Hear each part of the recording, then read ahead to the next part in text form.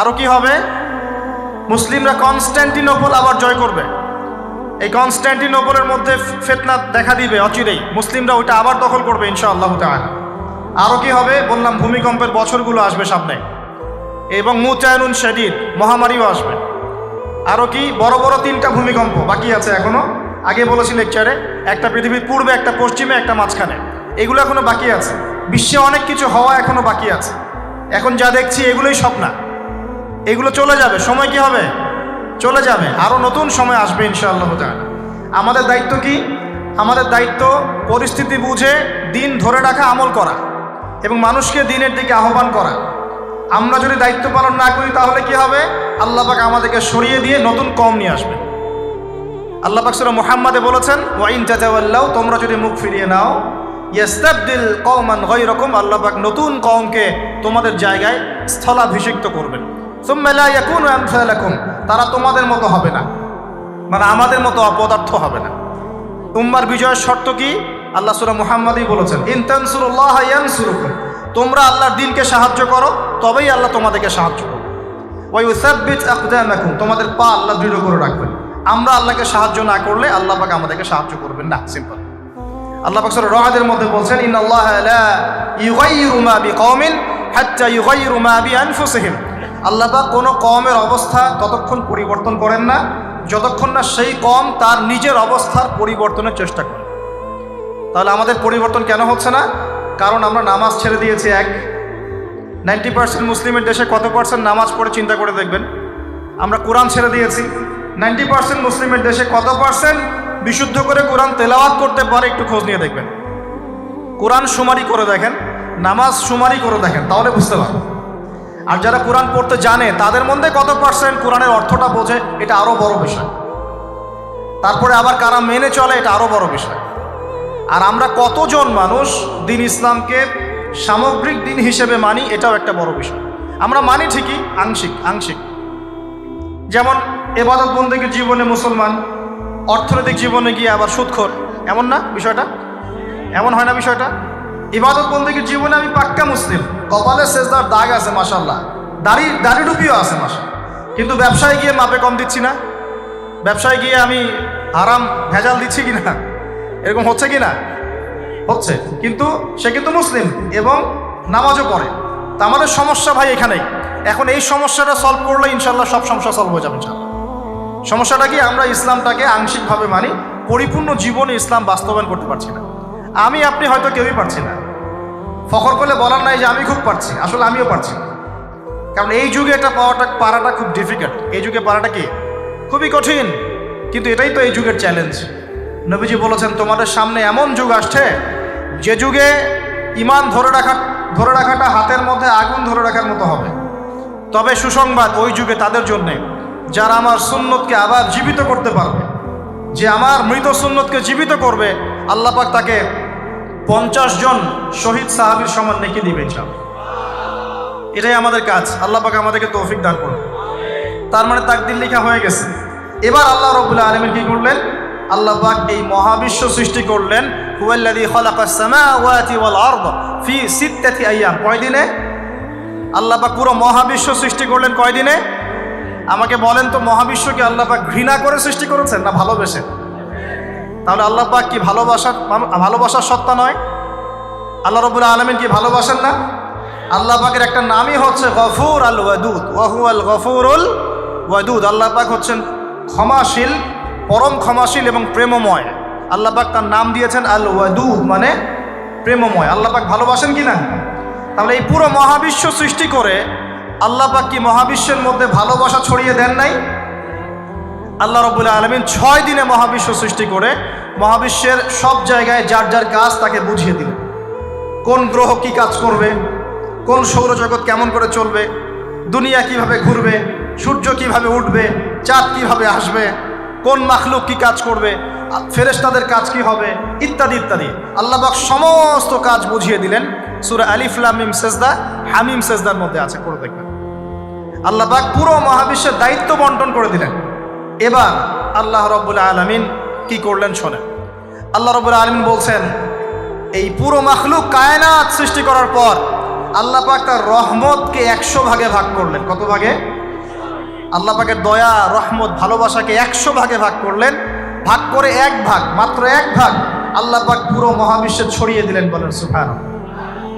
বাকি 99 ভাগ রহমত আল্লাহ পাক তার কাছে রাখলেন। এই এক ভাগ ভালোবাসার কারণেই, এই এক ভাগ ভালোবাসার কারণেই এই যে সন্তান কান্না করলে মায়ের বুক ফেটে যায়, সন্তান অসুস্থ হলে বাবার বুক ফেটে যায়, যেই বাবা সহজে চোখের পানি কাউকে দেখায় না, সেই বাবা জায়নামাজে দাঁড়িয়ে চোখের পানি ছাড়তে থাকে। এই এক ভাগ রহমতের কারণে আমরা দেখি যে রাস্তার কুকুর পর্যন্ত তার বাচ্চাকে চাটে, আদর করে, মহব্বত করে। এই এক ভাগ রহমতের কারণে আমরা আমাদের স্ত্রীদেরকে মহব্বত করি, স্ত্রীকে সুখে রাখার জন্য জীবনটা পর্যন্ত বিলিয়ে দেয়। সকাল থেকে রাত পর্যন্ত কোনো কোনো ক্ষেত্রে হারাম পথে যেতেও দ্বিধা করি না, স্ত্রী সন্তান সুখে থাক এই আশায়, তাই না ভাই? এই এক ভাগ রহমতের কারণে, এই এক ভাগ রহমতের কারণে গাভী দেখবেন, গাভী তার বাচ্চাকে প্রসবের পর চাটে, গাটা চেটে পরিষ্কার করে দেয়। এই এক ভাগ রহমতে পুরো কায়নাত টিকে আছে। আর নবী সাল্লাল্লাহু আলাইহি ওয়াসাল্লাম বলছেন বাকি 99% রহমত আল্লাহ পাক তার কাছে রেখেছেন। এই রহমত এবং ভালোবাসা দিয়ে আল্লাহ পাক কিয়ামতের মাঠে মানুষকে মাফ করবে ইনশাআল্লাহ। তার মানে বলেন আল্লাহু আকবার। তার মানে আমরা আশা করতে পারি ইনশাআল্লাহ তাআলা আমরা আল্লাহর জান্নাত পাবো ইনশাআল্লাহ। পাবো কি না? শুধু একটা কাজ যদি উম্মত করতে পারে জান্নাত পাবে। বলে দেব কোনটা? অনেক কাজই আছে কিন্তু স্পেশাল একটা কাজ, একটা। আল্লাহ রাব্বুল আলামিন মেরাজের রাতে তার নবীকে উঠিয়ে নিয়েছিলেন, উঠিয়ে নিয়ে কাছে নিয়ে আসছেন, একদম কাছে, আর যে আরশের কাছাকাছি। নবী সাল্লাল্লাহু আলাইহি ওয়াসাল্লাম বলছেন ওই সময় তার উপর 3টা স্পেশাল ওহী করা হয়েছে। কয়টা? 3টা। একটা হচ্ছে 50 ওয়াক্ত নামাজ। কত ওয়াক্ত? এটা কমতে কমতে কমতে কত ওয়াক্ত হয়েছে? 5। 5কেও কমানোর জন্য কোন নবী বলছিলেন? মুসা আলাইহিস সালাম বলছেন 5ও পারবে না, কমাই নিয়ে আসেন। 5ও যে পারবে না, মুসা আলাইহিস সালাম কেমন করে জানলেন? তার উম্মত 2 ওয়াক্ত নামাজ ফরজ। কয় ওয়াক্ত নামাজ ফরজ ছিল? ওই 2 ওয়াক্ত তার আদায় করতে পারে নাই। এই অভিজ্ঞতা থেকে তিনি বলেছেন যে আপনার উম্মত 5 ওয়াক্ত পারবে না। সত্যি না মিথ্যা কথাটা? আসলেই কি উম্মত 5 ওয়াক্ত নামাজ পড়তে পারছে? আচ্ছা, যাই হোক, আল্লাহ পাক আমাদেরকে পড়ার তৌফিক দান করুন। দ্বিতীয় ওহী হচ্ছে সূরা বাকারার শেষের 3টা আয়াত। কয় আয়াত? সূরা বাকারার শেষের 3 আয়াত ওহী করেছেন কে? আল্লাহ রাব্বুল আলামিন। কোনো ব্যক্তি যদি রাতের বেলা সূরা বাকারার শেষের 3টা আয়াত পড়ে সারা রাত ইবাদত করেন নাকি পাবে ইনশাআল্লাহ। আর 3 নাম্বারটা হচ্ছে স্পেশাল, সেটা হচ্ছে আল্লাহ পাক বলেছেন, হে মুহাম্মদ সাল্লাল্লাহু আলাইহি ওয়াসাল্লাম, বলেন সাল্লাল্লাহু আলাইহি ওয়াসাল্লাম, তোমার উম্মতের কোনো ব্যক্তি যদি আসমান জমিনের সমান গুনাহ নিয়ে আমার সামনে দাঁড়ায়, আসমান জমিন সমান গুনাহ নিয়ে আমার সামনে দাঁড়ায়, কিন্তু আমার সাথে শিরকের পাপ নাই, আমার সাথে কোনো শিরকের পাপ করে নাই, ইনশাআল্লাহ আমি আল্লাহ তার সামনে আসমান জমিন সমান ক্ষমা নিয়ে হাজির হব ইনশাআল্লাহ।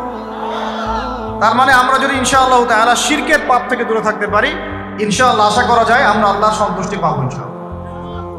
এরপর আল্লাহ রাব্বুল আলামিন কি করলেন?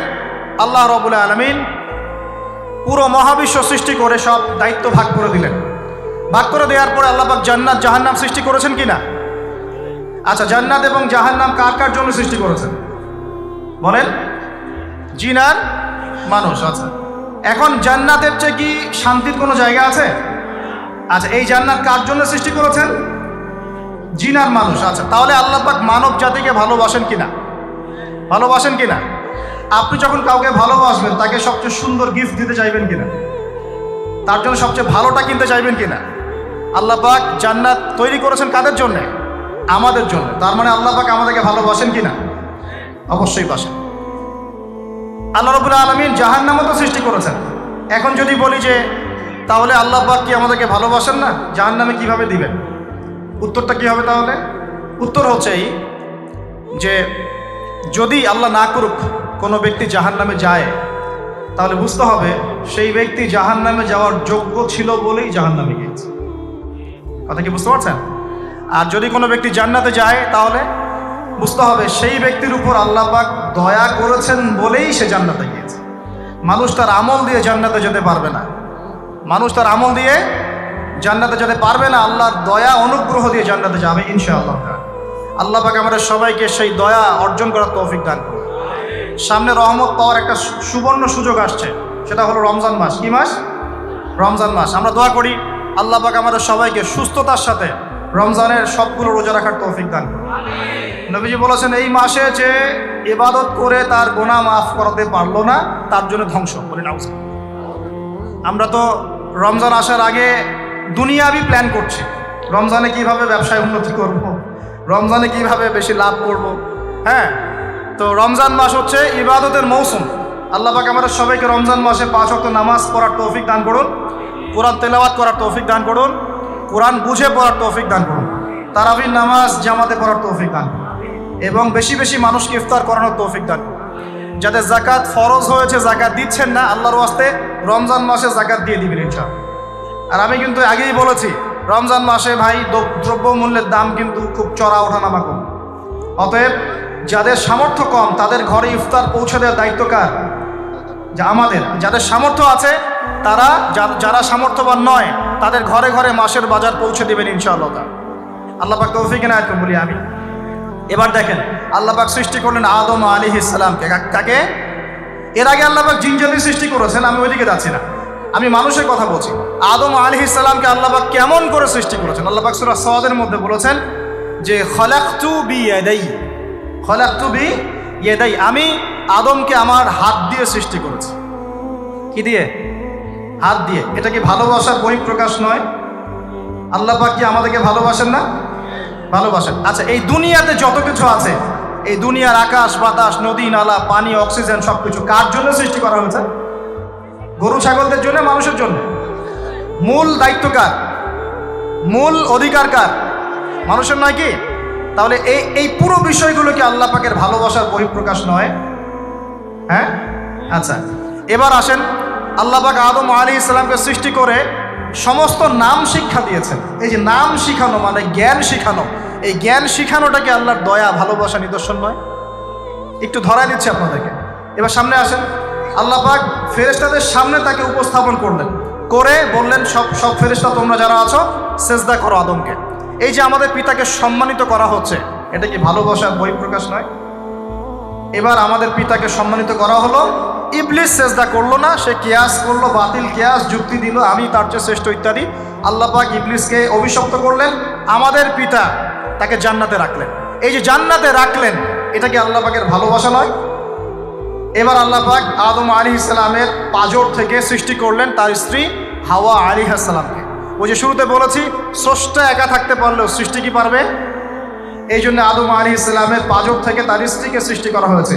উভয়ের মাঝখানে ভালোবাসা দিয়ে দেওয়া হয়েছে। বলেন সুবহানাল্লাহ। এই জেনা ভালোবাসার নিদর্শন নয়, বিয়ে শাদী হচ্ছে ভালোবাসার নিদর্শন। আল্লাহ পাক বলেছেন সূরা রুমের মধ্যে, ওয়াজআলা বাইনাহুমা মাওয়াজ্জাতা ওয়া রাহমা, আমি আল্লাহ স্বামী স্ত্রীর মধ্যে ভালোবাসা এবং হৃদ্যতা সৃষ্টি করে দিয়েছি। বলেন সুবহানাল্লাহ। তার মানে এই হারাম সম্পর্ক যেটা দেখছেন এটা হলো একটা জেনার পথ। আর যখন আমরা হালালভাবে বিয়ে শাদী করবেন, আপনারা করবেন, তখন দেখবেন আল্লাহ পাকের পক্ষ থেকে ভালোবাসা সৃষ্টি হয়ে যাবে ইনশাআল্লাহ। অতএব ওয়াদা করতে পারি তো আল্লাহর কাছে যে নিজের চরিত্রকে পবিত্র রাখবো ইনশাআল্লাহ, হারাম কোনো সম্পর্কে যাব না ইনশাআল্লাহ, কোনো সহি প্রেমেও যাব না ইনশাআল্লাহ। এটা সহি প্রেম আবার কি জিনিস? দিনী ভাই দিনী বোনের মধ্যে এখন প্রেম চলে, এগুলো হয় না মাঝে মাঝে? এগুলোও বন্ধ, এগুলো বন্ধ করতে হবে। হালাল উপার্জনের সোর্স হয়ে গেলেই, হালাল উপার্জনের সোর্স হয়ে গেলেই দিনদার মেয়ে দেখে বিয়ে করে ফেলবেন ইনশাআল্লাহ। তারা অন্য কোনো পথে যাবেন না, কোনো হারাম পথে যাবেন না। ওয়াদা করেন ইনশাআল্লাহ? রাজি আছেন তো ইনশাআল্লাহ? আল্লাহ কবুল করুন, আমিন। আর বিয়ের সময় অবশ্যই দিনদারিতা দেখবেন, অন্য কিছু না। অন্য কিছু পরে, দিনদারিতা আগে। দিনদারিতা আছে, নামাজ পড়ে, পর্দা করে, মাশাআল্লাহ সব দিক ঠিক আছে, তারপরে দেখবেন আপনি অন্য কিছু, তার আগে না। কথা ঠিক আছে? একইভাবে মেয়েদের ক্ষেত্রেও, যে আগে দেখবেন না ছেলে কত বড় চাকরি করে, ছেলের কত বড় বাড়ি আছে, গাড়ি আছে, এটা পরে। আগে দেখবেন ছেলে নামাজি কিনা, সুন্নত আছে কিনা, ইসলামের জন্য তার সফট কর্নার আছে কিনা, ইসলাম প্র্যাকটিস করে কিনা, এগুলো আগে দেখবেন। এগুলো না দেখলে কি হবে জানেন? বিয়ের 1 বছর 2 বছর পরেই বুঝতে পারবেন দুনিয়াটা জাহান্নাম হয়ে গেছে। না বুঝুন, দুনিয়াতেই তখন জাহান্নামের আযাবের স্বাদ ভোগ করতে হবে। না বুঝুন, আল্লাহ পাক আমাদেরকে হেফাজত করুন, আমিন। তো এই যে আল্লাহ পাক আদম আলাইহিস সালামের পাঁজর থেকে সৃষ্টি করলেন কাকে, এবং ভালোবাসা দিয়ে দিলেন উভয়ের মাঝখানে। এটা কি আল্লাহ পাকের দয়া নয়? আল্লাহ পাক ভালোবাসেন না? এবার দেখেন, গাছের কাছে যেতে নিষেধ করলেন, আমি কিন্তু শর্ট করে বলছি, গাছের কাছে যেতে নিষেধ করলেন, তোমরা জান্নাতে থাকো, খাও, যা ইচ্ছা করো, কিন্তু ওয়ালা তাকরাবা হাদিহি শাজারা, এই গাছের কাছেও যাবে না। একটা পরীক্ষা, জাস্ট একটা পরীক্ষা। এখানে কিন্তু বলা হচ্ছে গাছের কাছেও যাবে না, বলা হচ্ছে না যে গাছের ফল খাবে না। ঠিক যেমন আল্লাহ বলেছেন তোমরা জেনার কাছেও যাবে না। আল্লাহ পাক কিন্তু বলেন নাই জেনা করবে না, আল্লাহ পাক বলেছেন তোমরা জেনার কাছেও যাবে না। তো এখান থেকে আমরা এই হুকুমটার কঠোরতা বুঝতে পারি। তো প্রিয় ভাইরা, এখানে আমাদের পিতামাতা শয়তানের প্রলোভনে পড়ে গেলেন। কেন পড়লেন? শয়তান ওয়াসওয়াসা দিল যে আমি কি তোমাদেরকে এমন গাছের কথা বলে দিব যে গাছের কাছে গেলে বা যার ফল খেলে তোমরা চিরস্থায়ী জীবন পাবে এবং তোমরা ফেরেশতা হয়ে যাবে, এরকম কথা বলবে, এবং তোমরা কোনোদিন মরবে না।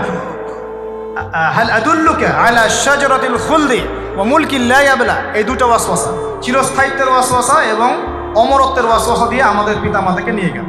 এখন আমাদের পিতামাতা কি ফল খেয়েছিলেন কি খান নাই? আচ্ছা, এখন আল্লাহ পাকের দৃষ্টিতে অন্যায় হয়েছে কিনা? এরপরে আমাদের পিতামাতা কি করলেন? বললেন রব্বানা যালামনা আনফুসানা ওয়া ইল্লাম তাগফির লানা ওয়া তারহামনা লানাকুনান্না মিনাল খাসিরিন। এই যে দোয়াটা তারা করলেন, এই দোয়াটা করার পরে আল্লাহ পাক কি তাদেরকে মাফ করে দিয়েছেন কি দেন নাই? বলেন, কথা বলেন। আল্লাহ পাক মাফ করে দিয়েছেন কি দেন নাই? এই যে অন্যায় করার পরেও আল্লাহ যে ক্ষমা করে দেন, মানে গুনাহ করার পরেও যে আদম সন্তানকে আল্লাহ পাক মাফ করে দেন, এটা কি আল্লাহ পাকের রহমত, দয়া কি নয়? আচ্ছা, এটা আল্লাহ পাকের নিদর্শন ছিল ভালোবাসার। এরপর আল্লাহ পাক দুনিয়াতে পাঠিয়ে দিলেন, কারণ এটা পরীক্ষা, দুনিয়াটা পরীক্ষার জায়গা, পরীক্ষা দিচ্ছি আমরা এখানে। এখন পরীক্ষার ক্ষেত্রে কি আল্লাহ পাক আমাদেরকে একা ছেড়ে দিয়েছেন? আল্লাহ পাক কি আমাদেরকে একা ছেড়ে দিয়েছেন? না, আল্লাহ পাক দুনিয়াতে পাঠিয়ে আমাদেরকে গাইডলাইন দিয়েছেন কিনা, কিভাবে চলতে হবে, কি করা যাবে কি করা যাবে না, কিভাবে চলবো কিভাবে চলবো না। আল্লাহ পাক কি ওহী নাজিল করেছেন কিনা? এই ওহী নাজিল করাটা কি আল্লাহ পাকের রহমত কিনা, আল্লাহ পাকের দয়া কিনা, ভালোবাসা কিনা? আল্লাহ পাক কি একা ছেড়ে দিয়েছেন না নবী রসুল পাঠিয়েছেন? এই যে নবী রসুলদেরকে পাঠিয়েছেন, এই নবী রসুলগণ কি আল্লাহর পক্ষ থেকে রহমত কিনা? বলেন। না হলে আমরা কি করতাম? দুনিয়াতে কেমন করে চলতাম, কিভাবে পথ খুঁজে পাইতাম, কেমন করে ইবাদত করতাম, আমরা কি জানতে পারতাম? আল্লাহ পাক রহম করে, ভালোবেসে, দয়া করে নবী রসুল পাঠিয়েছেন, আসমানি কিতাব পাঠিয়েছেন, বলেন সুবহানাল্লাহ। এখন এই নবীদের সিলসিলায় আল্লাহ পাক যে সর্বশেষ নবী মুহাম্মদ সাল্লাল্লাহু আলাইহি ওয়াসাল্লামকে পাঠিয়েছেন, এইটা দয়া কিনা? এটা আল্লাহ পাকের দয়া নয়? আল্লাহ পাকের রহমত নয়? আল্লাহ পাক কি বলেন নাই যে তিনি হচ্ছেন রাহমাতুল লিল আলামিন, তিনি পুরো বিশ্ব জগতের রহমত নয় কি? আচ্ছা, এখন আমাদেরকে যে আল্লাহ পাক নবী মুহাম্মদ সাল্লাল্লাহু আলাইহি ওয়াসাল্লামের উম্মত বানালেন, এটা কি আরো বড় রহমত কিনা? বলেন তো। জান্নাতে যাবে 120 কাতার মানুষ। কত কাতার? 120 কাতার মানুষ ইন টোটাল জান্নাতে যাবে। তার মধ্যে উম্মতে মুহাম্মাদের কত কাতার জানেন? 80 কাতার। কত কাতার? বলেন সুবহানাল্লাহ। তাহলে এটা কি আল্লাহ পাকের দয়া নয়? আল্লাহ আমাদেরকে ভালোবাসেন না? আচ্ছা, আল্লাহ পাক যে আমাদের কাছে তাওরাত, জাবুর, ইনজিল না পাঠিয়ে আল কোরআনের মতো কিতাব পাঠিয়েছেন, যে কিতাবে সমস্ত সমাধান আছে, এটা আল্লাহ পাকের রহমত, দয়া নয়, ভালোবাসা নয়? আচ্ছা, এখন আল্লাহ পাক দুনিয়াতে চলার জন্য আমাদেরকে জীবন দিয়েছেন, হায়াত দিয়েছেন, সুস্থতা দিয়েছেন, পরিবার দিয়েছেন, আমাদের ব্যবসা বাণিজ্য দিয়েছেন, আমাদের স্ত্রী সন্তান দিয়েছেন, আমাদেরকে চলাফেরা করার ক্ষমতা দিয়েছেন। একটা চোখ নষ্ট হয়ে গেলে বুঝতে পারে মানুষ যে কত কষ্ট হচ্ছে, একটা পা না থাকলে বুঝতে পারে কত কষ্ট হচ্ছে। এই করোনার সময় যারা শ্বাস নিতে পারে নাই, তাদের কত কষ্ট হয়েছে। সুস্থ আছি, সুন্দর আছি, পরিবার আছে, আল্লাহ রিজিক দিচ্ছেন, 3 বেলা খাওয়াচ্ছেন, কাপড় দিচ্ছেন, শিক্ষার ব্যবস্থা করছেন, ইবাদত করার সুযোগ দিচ্ছেন, গুনাহ করলেও আবার মাফ করে দিচ্ছেন। এই সব কিছুকে আল্লাহ পাকের ভালোবাসা নয়? এই ভালোবাসাগুলো কি নিঃস্বার্থ ভালোবাসা না স্বার্থ ভিত্তিক ভালোবাসা? এই আল্লাহ পাকের কোনো স্বার্থ আছে? আল্লাহ পাক আমাদের কাছে কিছু চান? রিজিক চান, টাকা পয়সা চান? আল্লাহ পাকের যদি ইবাদত করে আমরা ছেড়ে দেই, আল্লাহর কোনো ক্ষতি হবে? আমরা ইবাদত করে ভাসিয়ে ফেললাম, আল্লাহর কোনো লাভ আছে? আল্লাহ পাকের শক্তি কি আরো বেড়ে যাবে না কমবে? নাকি যেমন আছে তেমনই থাকবে? আল্লাহ রাব্বুল আলামিনের শান শওকত কি আরো বেড়ে যাবে, নাকি আল্লাহ পাকের শান শওকত কমে যাবে? আল্লাহ রাব্বুল আলামিন যেমন, আল্লাহ পাক তেমনই থাকবেন, তাই নয় কি? আল্লাহ পাকের যে বিশাল খাজানা আছে, আমরা যদি ইবাদত করে ভাসিয়ে ফেলি, খাজানা কি বেড়ে যাবে? আমরা যদি সবাই ইবাদত করা ছেড়ে দেই, খাজানা কমে যাবে? আল্লাহ পাকের কোনো স্বার্থ আছে আমাদের ভালোবাসার? কোনো স্বার্থ নাই। তাহলে আল্লাহ পাক এই পুরো বিশ্ব জগৎ সৃষ্টি করেছেন নিঃস্বার্থভাবে, তার স্বার্থ ছাড়া। এত অসংখ্য নেয়ামতে আমাদেরকে ভর্তি করে রেখেছেন আমাদের স্বার্থে, তার কোনো স্বার্থ নাই। কোনো স্বার্থ আছে? এই পরীক্ষায় পাশ করলে আমরা আবার জান্নাতে যাবো ইনশাল্লাহ। ওই জান্নাতে যাওয়ার পরে কি আমাদের স্বার্থ থাকবে না আল্লাহ পাকের স্বার্থ থাকবে? সুবহানাল্লাহ। এই এতটুকু যদি বুঝতে পারি, আল্লাহ পাক একমাত্র সত্তা যিনি আমাদেরকে প্রকৃত অর্থে ভালোবাসেন। বাকি যত কিছু আছে আমাদের চারপাশে, এই ভালোবাসাগুলোর পিছনে একটা একটা স্বার্থ থাকে। কথা বুঝতে পারছেন না? মনে সন্তানকে অনেক ভালোবাসেন, বুঝলাম, পিতামাতা, কিন্তু এই সন্তান যদি আপনার মনের মতো করে না চলে, একসময় কিন্তু আপনিও সন্তানের উপর রুষ্ট হবেন না? স্ত্রীর জন্য এত কিছু করছেন, দেখবেন কোনো একদিন আপনি করতে পারলেন না, দেখবেন সেদিনই আপনাকে একদম ধুয়ে রেখে দিবেন। এমন হয় কি না? তা আমাদের ভালোবাসাগুলোর পিছনে কোনো কোনো স্বার্থ থাকে কি না? আর এই যে জেনা চলছে, এই জেনার মধ্যে মূল স্বার্থটা কি? যৌনতা। মূল স্বার্থ কি? ছেলেও চায় মেয়েকে ভোগ করতে, মেয়েও চায় ছেলেকে ভোগ করতে, এবং বলে না না এটা পবিত্র ভালোবাসা, আমরা বিয়ে করার জন্যই জেনা করেছি, নাউজুবিল্লাহ। তাই না? বলে না, আমরা তো বিয়ে করব, সমস্যা কি? তো ফ্রি মিক্সিং করলে কি সমস্যা? তাহলে বিয়ে যদি করবা তাহলে মেলামেশা বিয়ের পরেই করো, ব্যাস, নিঃস্বার্থ প্রমাণ হবে। বিয়ে যদি করার উদ্দেশ্য থাকে তাহলে বিয়ের আগে আর দেখা সাক্ষাৎ করো না, কথাবার্তা বলো না, একবার বিয়ে করো তারপরে করো, তখন দেখবেন না না এটাতে রাজি না, তার মানে স্বার্থ এখানে আছে। তাহলে নিঃস্বার্থভাবে কে আমাদেরকে ভালোবাসে? অতএব প্রিয় ভাইয়েরা এবং বোনেরা যারা শুনছেন লেকচার, নিঃস্বার্থভাবে যে সত্তা আমাদেরকে ভালোবাসেন, সেই সত্তাকে ভালোবাসতে শিখুন। আল্লাহ পাক তৌফিক দান। এখন আল্লাহ পাক আমাদেরকে কিছু কিছু ক্ষেত্রে ভালোবাসতে বলেছেন, যেমন আল্লাহ পাক তার দ্বীনকে ভালোবাসতে বলেছেন, আল্লাহ পাক তার নবীকে ভালোবাসতে বলেছেন, আল্লাহ পাক আমাদের পিতামাতাকে ভালোবাসতে বলেছেন, আল্লাহ পাক আত্মীয়তার সম্পর্ক রক্ষা করতে বলেছেন, আল্লাহ পাক রক্তের সম্পর্ক বজায় রাখতে বলেছেন, আল্লাহ পাক স্ত্রী সন্তানকেও ভালোবাসতে বলেছেন। আল্লাহ পাক কিন্তু তার রাস্তায় জানমাল ব্যয় করে আল্লাহর পথে দাওয়াত এবং জিহাদ করতে বলেছেন। এখন এগুলো আল্লাহ বলেছেন বলে আমরা করব, আল্লাহ পাক ভালোবাসতে বলেছেন বলে আমি ভালোবাসবো, কিন্তু উদ্দেশ্য হবে আল্লাহর সন্তুষ্টি অর্জন করা। আমি কেন আমার মাকে ভালোবাসি? বিকজ আমার মায়ের পায়ের নিচে আমার জান্নাত, আল্লাহ ভালোবাসতে বলেছেন তাই বাসি। আমি কেন বাবাকে ভালোবাসি? আল্লাহ ভালোবাসতে বলেছেন তাই ভালোবাসি। আমি কেন আমার স্ত্রীকে ভালোবাসবো? কারণ আল্লাহ পাক ভালোবাসতে বলেছেন তাই বাসবো। আমি কেন আমার সন্তানকে ভালোবাসবো? আল্লাহ পাক বলেছেন নেককার সন্তান আমার জন্য ওসিলা হবে, এই জন্যে ভালোবাসবো। আল্লাহ পাক আমাকে বলেছেন নবীকে ভালোবাসতে, আমি নবীকে ভালোবাসবো।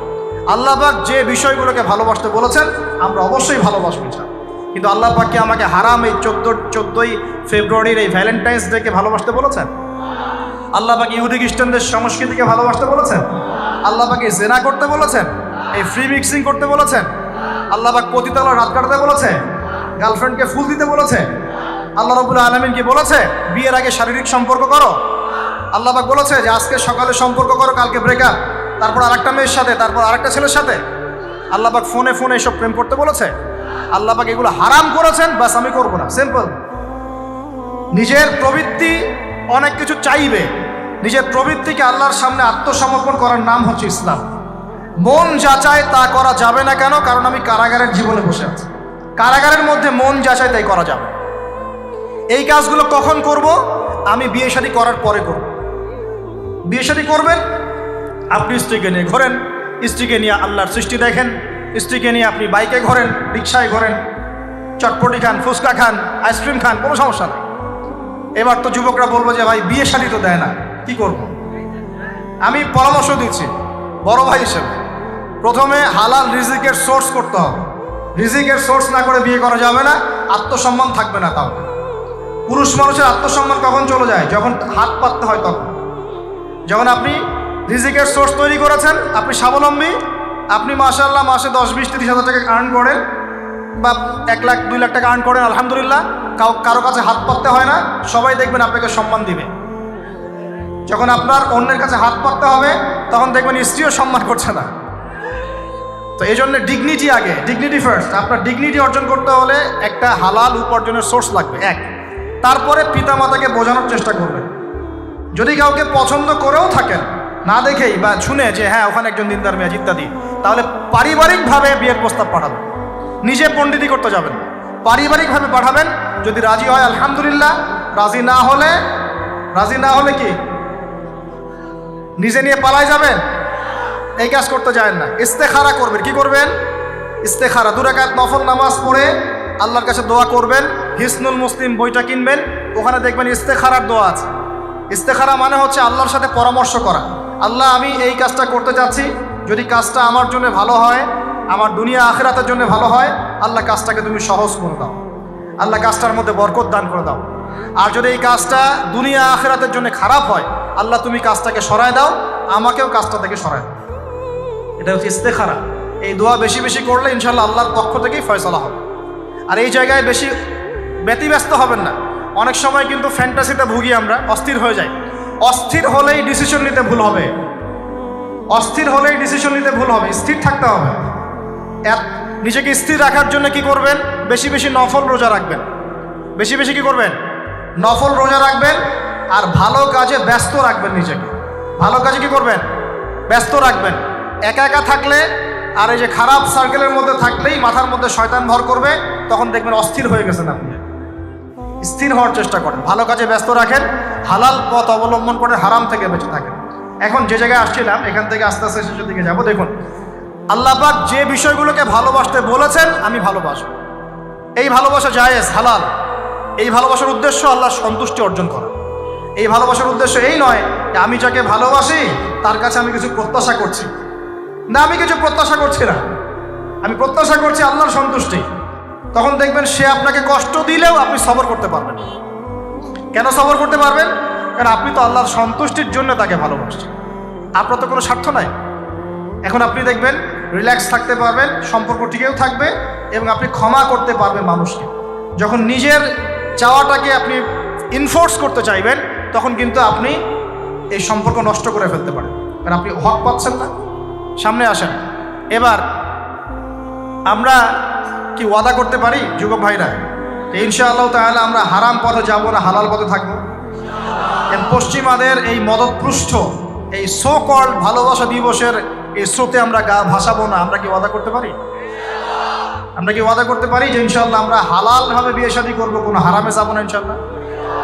এই সমাজ থেকে জেনা বন্ধ করতে হবে, এই সমাজ থেকে ফ্রি মিক্সিং বন্ধ করতে হবে, এই সমাজ থেকে সমস্ত পতিতালয়কে বন্ধ করতে হবে।